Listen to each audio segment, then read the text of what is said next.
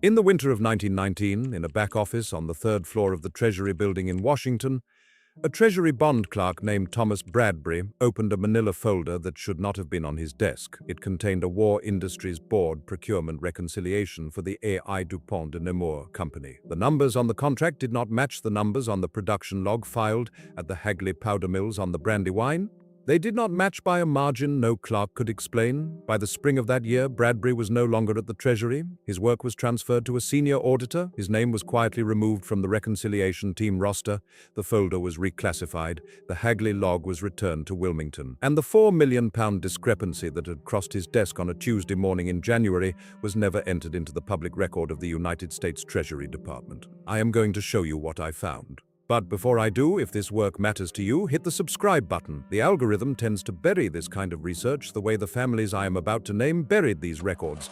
Help me make sure it does not. One click, that is all I am asking. Thomas Bradbury was born in February of 1880 in Wilmington, Delaware, close enough to the Hagley Yard powder mills on the Brandywine that you could hear the test detonations from his mother's kitchen on a still afternoon. His father, Henry Bradbury, was a stable hand at the Hagley mills. In the powder house explosion of October 1903 that killed 9 men, Henry Bradbury lost 3 fingers on his right hand and the hearing in his left ear. The settlement from the Pont Company was $480, paid in 2 installments, 6 months apart. The family never recovered financially. Thomas was 23 at the time. He had wanted to study law. He could not afford to. He trained instead at the Philadelphia Commercial School from 1898 through 1900. A bookkeeping certificate, penmanship, double-entry accounting. The institution would later be folded into what became Drexel Institute. He was hired by the Treasury Department in 1908 as a junior bond clerk. By the spring of 1918, he had 10 years of service and acquired reputation for catching errors that other clerks had walked past. He was promoted that March to bond reconciliation. He had a quirk. He could remember serial numbers in sequence, a freak skill, not photographic memory in any complete sense, but a narrow band of recall that made him useful when ledgers were missing pages or when invoice columns had been smudged. He had no patience for small talk. He ate his lunch alone at the National Hotel Grill on F Street every weekday for 11 years. The waitress knew his order without asking. Ham on rye, pickle, coffee black. He paid in coins. He never tipped more than a nickel, and he never tipped less. He lived in a boarding house on Q Street. He did not marry. He read the Congressional Record in the evenings. He kept a notebook of bond serial number ranges that had been retired. He was, by every account anyone bothered to leave of him, an unremarkable man assigned to unremarkable work in a building full of men exactly like him. In November of 1918, with the armistice signed, he was reassigned to the post-armistice reconciliation of War Industries Board procurement contracts. Beginning January of 1919, smokeless powder, and then on the morning of January 14th, 1919, a folder reached his desk that he could not file. The folder was manila, twine-bound, with the twine pulled tight enough that the cardboard edges had begun to soften where the cord cut into them. Stamped DOD/WAR/1918 in faded red ink on the cover, the kind of stamp the War Department used in the late summer of 1918 when the procurement office was running 3 shifts and the ink ran thin in the pads. 23 pages inside, a contract reconciliation between the United States Army Ordnance Department and the A.I. Dupont de Nemours Company. The subject was smokeless propellant powder, delivered from October of 1917 through November of 1918. The contracted volume was £1.5 million per month at 93 cents per pound. The delivered volume, according to the Dupont invoices submitted to the War Industries Board and signed off by the procurement clerks in the munitions building, was £1.5 million per month. The numbers balanced, the signatures were in order, the folder should have been routine, filed, forgotten. The kind of paperwork a reconciliation clerk closed in 20 minutes and stacked on a cart. But the production log filed at the Hagley powder mills, which had been inserted into the back of the folder by mistake, almost certainly by a courier in Wilmington, who had bundled the wrong stack, showed a different number, and the difference was not small. Thomas Bradbury did not yet understand what the discrepancy meant. He would. A.E. Dupont de Nemours and Company, founded on July 19, 1802 by Eleuthère Irénée Dupont, on Brandywine Creek outside Wilmington, Delaware. American gunpowder. The original Hagley yard mills were built into the bank of the creek, half buried so that if a mill exploded, the blast would direct itself upward into the sky and away from the workers in the next building. There were 38 explosions at Hagley between 1802 and 1921. 228 men died in those explosions. By the 1860s, DuPont was the Union Army's primary supplier of black powder during the Civil War. The patents on dynamite came in the 1880s. The patents on smokeless propellant came in the 1890s. In 1907, the Sherman antitrust suit filed by President Theodore Roosevelt's Justice Department broke the company into three corporations: DuPont, Atlas Powder, and Hercules Powder. But the family retained control of all three through the Christiana Securities Holding Company, founded the following year and incorporated in Delaware under a state statute that the family's general counsel had personally drafted in 1899. Pierre Samuel DuPont, born January 15th of 1870, educated at the Massachusetts Institute of Technology and Chemistry, was named president of the consolidated company in 1915. T. Coleman DuPont, his cousin, held the board chair until 1915 and remained on the executive committee through the war. Alfred Furr DuPont, his other cousin, was the firearms patent holder and the man who modernized the Hagley production line in 1903. The three of them controlled the family vote at Christiana Securities until the 1919 lawsuit Pier brought against the other two cousins to consolidate his personal stake. A lawsuit that he won and that gave him sole effective control of the company for the next 2 decades. By the outbreak of war in Europe in August of 1914, DuPont was producing roughly 8 million pounds of smokeless powder per year for the United States military and a handful of commercial customers in South America and Asia. By 1917, with American entry into the war, that number had increased by a factor of approximately 180. The Hagley yard alone had expanded from 400 employees to nearly 14,000 in 24 months. New plants were built at Old Hickory in Tennessee, at Carney's Point in New Jersey, and at Penniman in Virginia. DuPont produced an estimated 1.5 billion pounds of propellant during the war years, supplying somewhere between 35 and 42% of all Allied propellant powders used on the Western Front. Revenue was $25 million in 1914, $300 million in 1918. Cumulative wartime contracts exceeded $1 billion in 1918 prices, which in present-day terms is somewhere north of $22 billion. The War Industries Board, established by executive order in July of 1917 and chaired by the financier Bernard Baruch beginning in March of 1918, oversaw the procurement. Baruch himself owned no shares of DuPont. The men who sat on his procurement committees did. The Treasury Liberty loan drives of 1917 and 1918, organized through 4 successive bond issues, raised $21.5 billion from the American public to fund those purchases. The bond drives were promoted with posters, pageants, and door-to-door solicitations in nearly every American town of more than 5,000 residents. The Versailles Conference convened in January of 1919 and concluded in June, with the signing of the treaty that formally ended the war and that ratified in its appendices the procurement structures that had been used to fight it. I am not going to tell you the DuPont family started World War I.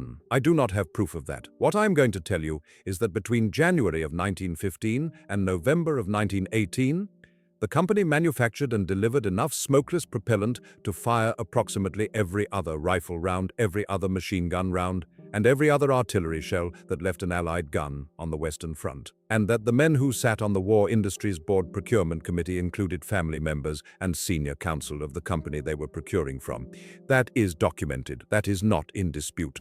The Procurement Office, the Treasury War Loans Division, the Munitions Building on Constitution Avenue, the War Industries Board itself, with its rotating chairs and its committees and its consulting members drawn from the same Wall Street firms that underwrote the Liberty loans, the system that bought the powder, paid for the powder, audited the powder, Bradbury at his desk on the 3rd floor, the folder open in front of him, the Treasury back office, oak filing cabinet 6 feet high, dark with shellac, the brass handles tarnished, a desk lamp with a green glass shade, the wiring frayed where it ran under the blotter.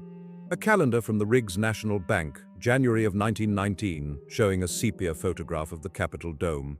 A half-eaten ham sandwich in waxed paper on the corner of the desk. A box of mechanical pencils, the folder open, page 7, the contracted volume, summed over the relevant period, 18 million pounds.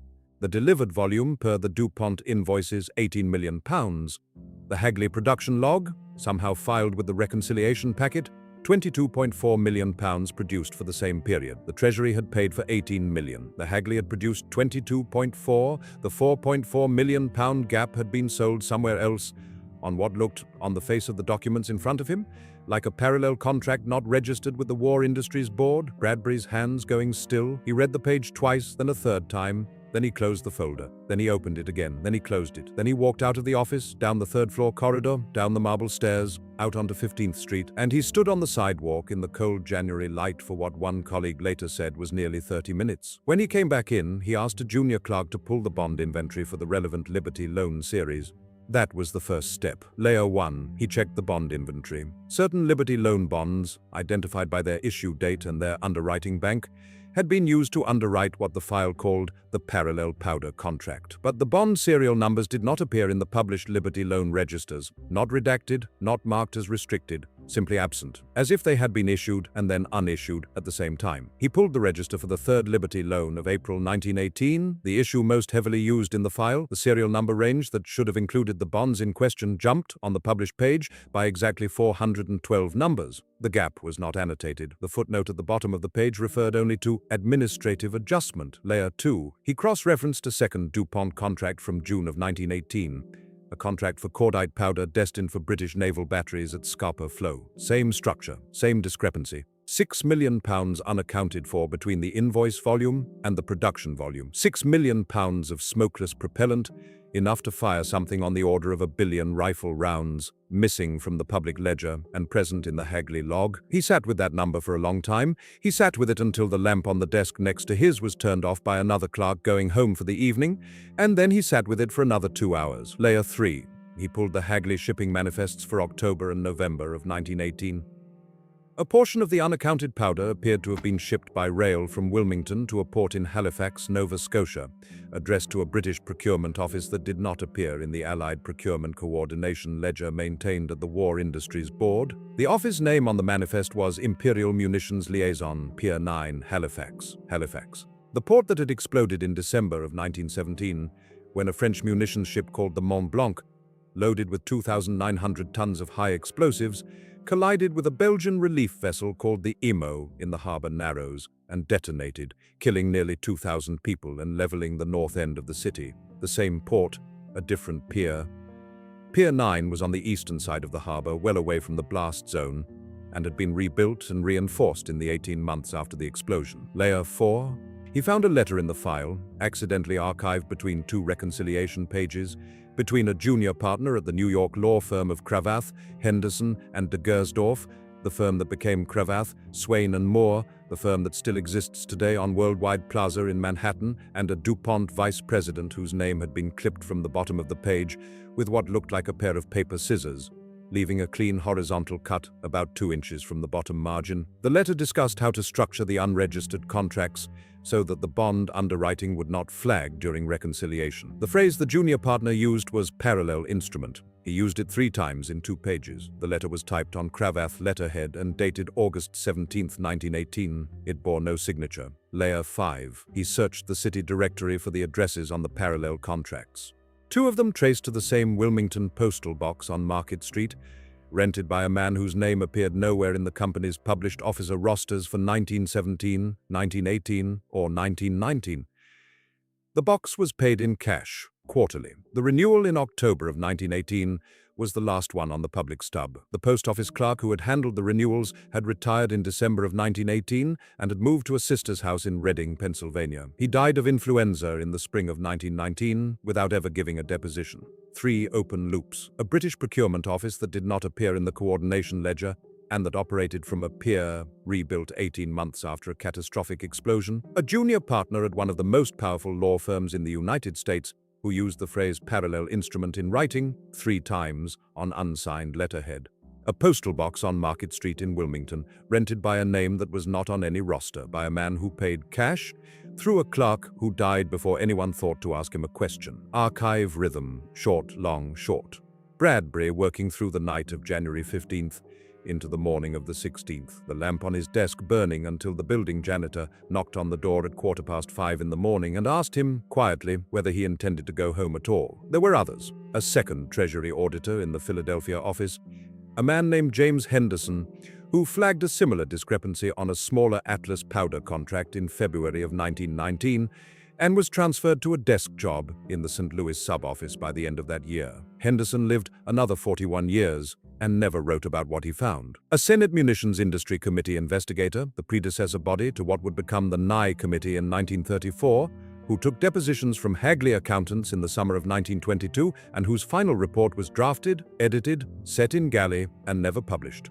The galley proofs are listed in the National Archives Finding Aid for Senate Committee on Military Affairs Records, Box 47, but the box itself was reclassified in 1949 and is no longer available to the public. A New York Times reporter, a man whose name I will not give you because his grandchildren are still alive, who began the story in February of 1920, interviewed 2 Hagley shift foremen and pulled it before press at the request of his publisher. 3 witnesses, 3 records, 3 lives that quietly came undone in the same 18 months. None of them ever spoke to each other. How it was buried. The 1923 DuPont Internal Records Reorganization, which consolidated the wartime contracts under a single restricted file series accessible only to the company's general counsel and the chairman of the board. The 1934 Nye Committee Senate investigation of munitions makers, which named names, Pierre DuPont was called to testify and he testified, but stopped short of prosecution and was shut down in 1936, when the European war drums made further public hearings politically inconvenient. The 1949 Internal Treasury Review that rationalized the wartime archives, which is the term the review used, meaning that records considered duplicative were destroyed and records considered sensitive were consolidated under restricted access. The 1971 reclassification of certain War Industries Board records at the National Archives, which moved roughly 30 linear feet of procurement material from open shelving to restricted request. The Longwood Foundation, founded in 1937 by Pierre S. DuPont, with an initial endowment of $40 million, which acquired and curated the family's biographical materials, funded the authorized histories, and continues to shape the public narrative of the family's wartime role through its grants to academic historians at 3 Mid-Atlantic universities. I am not the first person to find this. I am the first person to publish it in a form they cannot pull from the record before you see it. I am not going to tell you the DuPont family arranged a parallel arms trade outside the War Industries Board's knowledge. I do not have proof of that. What I'm going to tell you is that the Hagley production logs for 1917 and 1918, the Treasury Liberty Loan Registers as published, and the Allied Procurement Coordination Ledger as maintained by the War Industries Board do not reconcile. The numbers do not add up. They have never added up.